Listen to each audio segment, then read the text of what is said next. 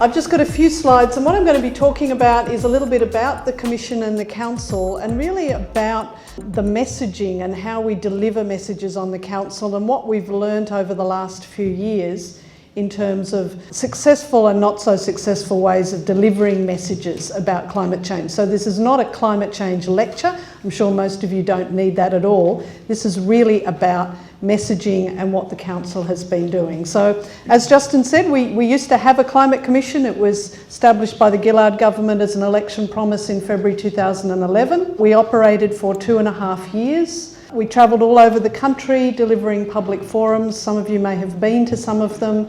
We wrote reports, we did all sorts of public events and media, and I think made some sort of name for ourselves, or infamous. We became infamous in some quarters. And then of course along came the election, and the Commission was, I think, the very first act of the Abbott government. We were abolished on the second day of the government. I had a bet with Tim Flannery, which I lost. I thought they'd leave us in place for at least a few weeks. He said no, they'll get rid of us in the first week, so he won the bet.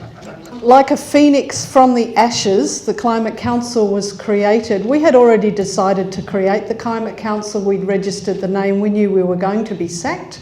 What we didn't really know was how the public would respond to both the sacking of the Commission and the phoenix of the Climate Council. It was an amazingly wild ride.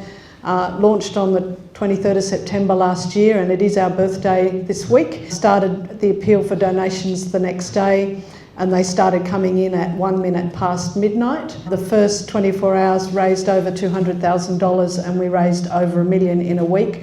And we're fairly well on the way towards financial sustainability, though we're not quite there yet.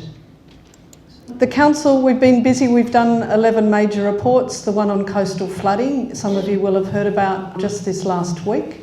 We are, as an organisation, media tarts. Our real raison d'etre is to get out into the media to get the climate change message out as far and wide as we can. This week we were in the Delhi Times and elsewhere around the world, for example. After 1 year, we've got 8 staff. We've put out 11 reports and infographics, videos, Q&As, that sort of thing. We've earned about $20 million worth of media coverage. 80,000 people on Facebook follow us. Our cumulative total of people that we've reached, of course this is not individuals, it's the cumulative total of interactions, is over 135 million thus far, so we're pretty pleased about that.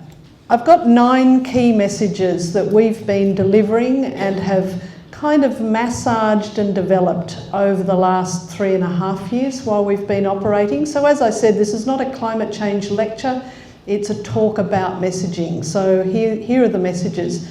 In each of these slides, the top line is the message, and then there'll be the subtext of the message underneath that. So of course, one key message, first key message is the climate's changing. The subtext of which is it's a problem for now, it's not just a problem in the future. Second key message is the scientific consensus on the reasons, and this is at odds with the public perception of scientific consensus. Only about half the public believe that we all agree with each other. In fact, about 97% of us as scientists agree with each other. This is an important misperception to counter because there's good evidence that people tend to believe something if they think lots of other people believe it as well. So pushing the consensus line is really important. Key message 3, all extreme events are now being affected. We can't get hung up on attribution of is this event climate change and that event not, like stamp collecting. The climate is different to what it was 50 years ago. Every single weather event, every single extreme event is to some extent being affected by human activity. Fourth message, climate change is a risk for all sectors. It is not just an environmental problem. This is an important message because, regrettably, there are people out there that don't really care about the environment, but they do care about the economy, they care about society. That's our fourth message. The fifth message is that there is some good news. The world is acting. 35 countries around the world have got some sort of emissions trading scheme or price on carbon. Australia is not going it alone. 190 countries have signed up to the Cancun Accord to limit warming to no more than 2 degrees.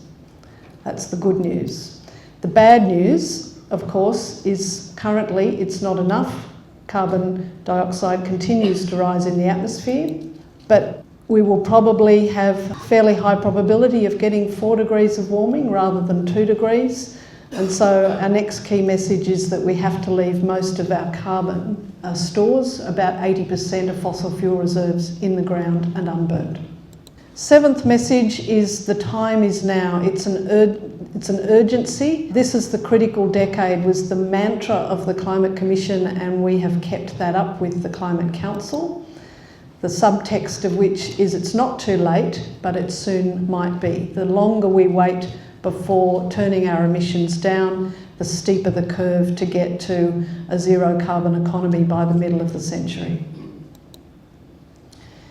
Key message 8 is a positive one. Australia has enormous number of opportunities for renewable energy and a transitioned economy, and we absolutely need to focus on these positive messages, because focusing on risk and catastrophe is a turn-off.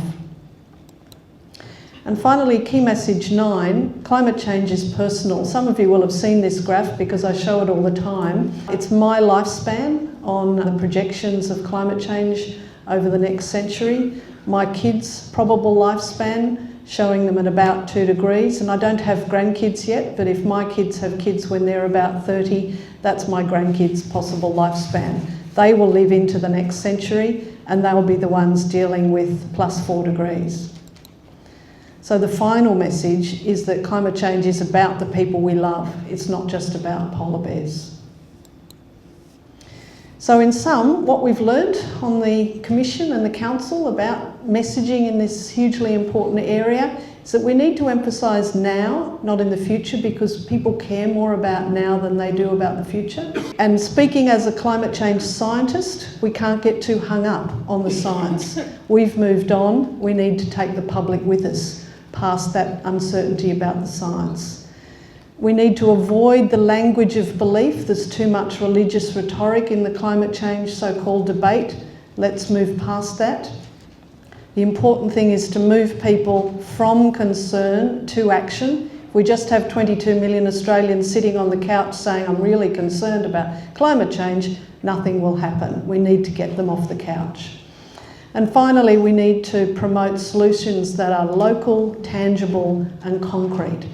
And for those of you interested in this sort of messaging, we've just done a new report. It's up on the website of the Climate Council this week, called Relevant Immediate: Local Guide to Communicating Climate Change in Australia. It was developed by Amanda Mackenzie, our CEO, who many of you here will know, and it's basically a handy guide to some of the sorts of messages that I've just been talking about. Thanks very much.